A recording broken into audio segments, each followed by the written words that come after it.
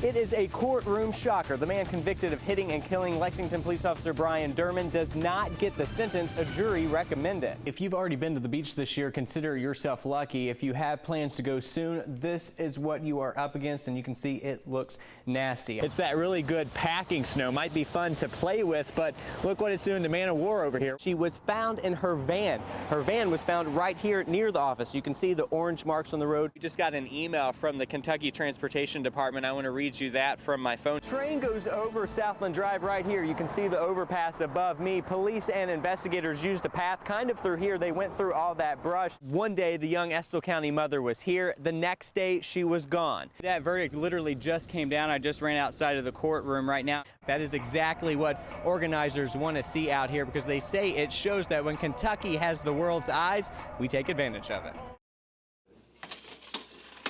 No matter how you measure it, looks like 1.25 inches. This renovation project is a challenge. So the adventure is to figure out how to overcome what we're left with. Historic Penn Store dates back to the 1800s. This was a crossroads, and this was the country store for that crossroads. For 2978. It is the oldest store in the country, still in operation by the same family, now in the hands of Gene Lane. While everything else is moving forward and going on, the store is sort of like living history. History was almost washed away in May of last year when flooding nearly destroyed the building. A lot of thoughts about, well, maybe we shouldn't open. And then that thought would last about 2 seconds.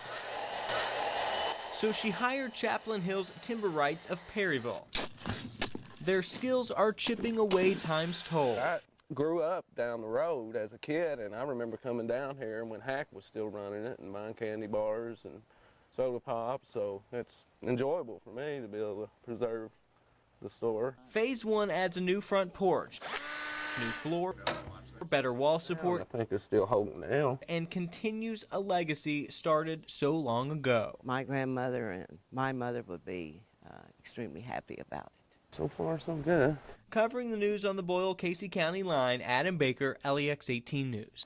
The pain of what happened in this apartment on Lexington's East End spilled onto the street this morning.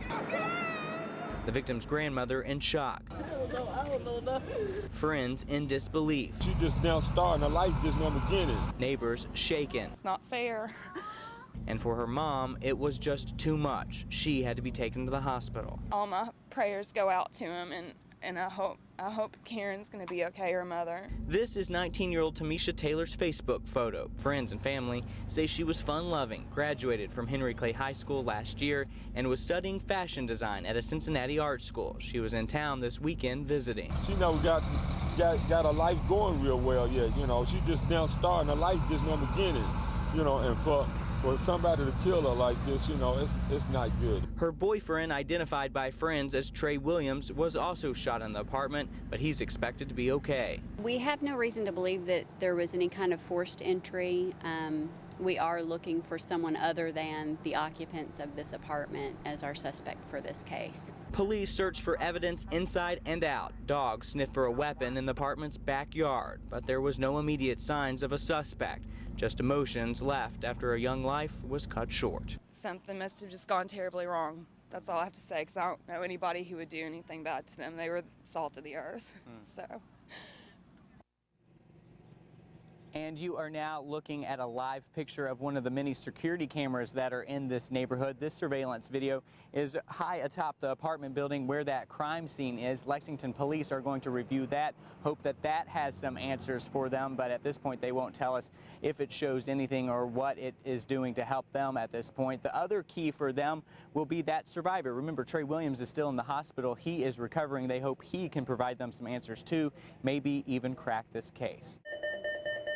In the halls of Adair County High School, you might miss him. I went here from the 5th grade until my sophomore year. But ask just about anyone here, we're very proud of Dakota. and they'll tell you he's a standout. Students that are, 14, 15 years old see him as something that they're very proud of and would like to be like. Dakota Meyer was about the age of these high schoolers when a chance encounter with a military recruiter started it all. He was like, what are you going to do after high school? And I said, well, I'm going to try to play football somewhere. And he said, yeah, that's what I would do because there's no way you could be a Marine. So he set out to prove that guy wrong. He turned 18 in boot camp, became a Marine, and served a tour in Iraq and Afghanistan. I think it's something that's instilled in you from, your whole life. Then came September 8th, 2009. It's real bad to hit. It was an ambush, the military says, during a 6-hour firefight in an Afghan village. Meyer, then 21 years old, saved 13 Marines, 23 Afghan soldiers, and personally killed 8 Taliban insurgents. It was my life.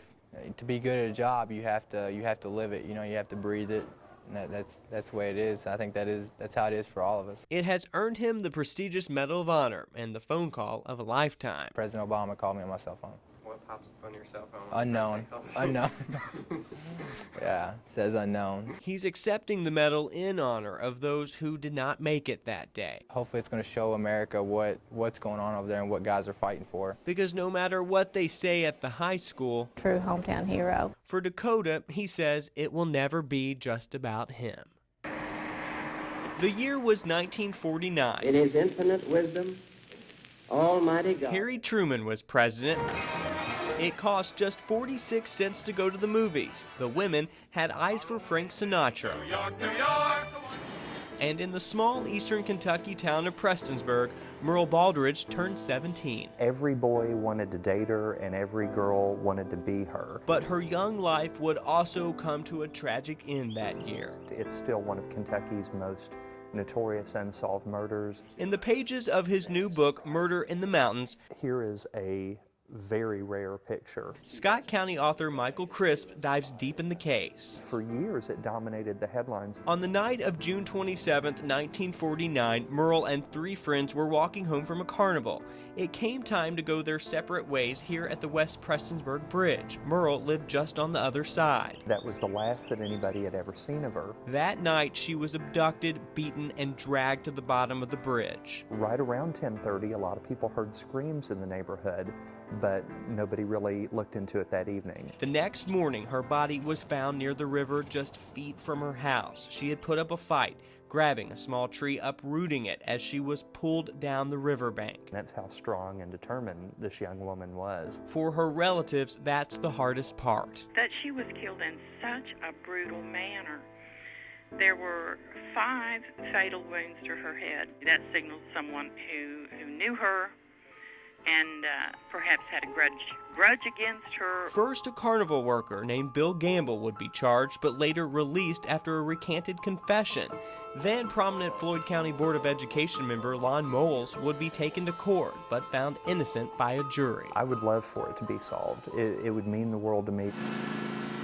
So little is left, though. Most of the people are gone. Records are missing, and much of the evidence, like Merle's dress, was burned by the family. Too painful to keep. Naturally, the whole family was just torn to pieces. But now they go back to that day in 1949, all for the girl who will always be 17. If at least the case can't be solved, Merle gets to live again through this book. What a day it has been. In the past 2 hours alone, we have learned that Glenn Donahue has been convicted of second-degree manslaughter in the April 2010 hit-and-run death of Lexington police officer Brian Derman, and by the end of the day, we expect to learn the jury's recommended sentence for that charge.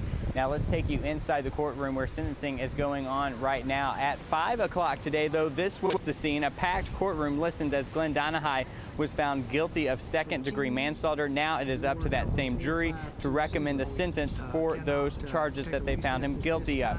They will first hear from several character witnesses before they do that. First, Brian Derman's sister, who talked to the jury about the night she learned her brother had died, and then they heard from Glenn Donahue's aunt. Now, Glenn Donahue's aunt went on to talk about what she calls a tragedy in Glenn Donahue's life. She says at age 11, Donahue witnessed his mother burn alive at a gas station in Atlanta. She took the jury through that scenario. And then the prosecution brought up more about Glenn Donahue as well. The prosecution says they want the jury to know that since 1995, he has faced 12 misdemeanor charges. Now the jury will eventually go back into deliberations. They will affix punishments, recommended punishments to all of those charges, and then it will be up to a judge to officially set his fate.